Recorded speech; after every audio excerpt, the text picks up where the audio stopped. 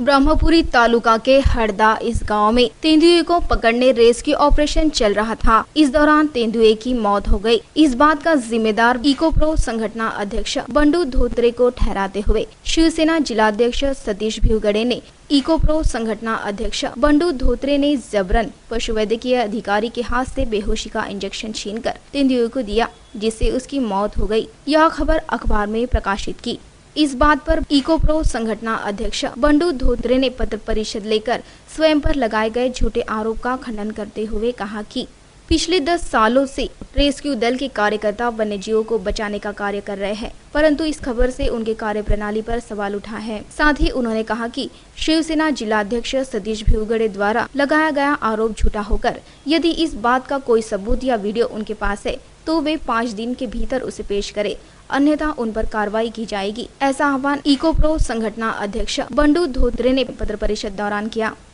ब्रह्मपुरी येथील बिबट rescue operation दरम्यान जो बिबट्याचा मृत्यू झाला, त्या बिबट्याच्या मृत्यूच्या बाबत जे काही वस्तुस्थिती होती त्या वस्तुस्थितीला धरून न बोलता त्याला विसंगत अशी माहिती वृत्तपत्रामध्ये प्रकाशित करून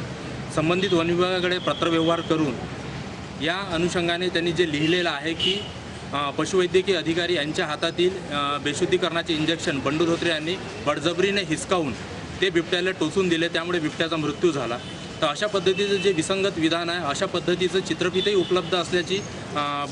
बातमी जी प्रकाशित केलेली आहे शिवसेनेचे जिल्हाध्यक्ष सतीशभाऊ भिवगड़े यांनी, तर त्यांना विनंती आहे की अशा पद्धतीचा व्हिडिओ किंवा चित्रफित त्यांच्याकडे असेल तर त्यांनी 5 दिवसामध्ये सादर करावी, अन्यथा त्यांच्या विरोधात योग्य ती कायदेशीर कारवाई करण्यात येते। कारण की अशा पद्धतीच्या विधानामुळे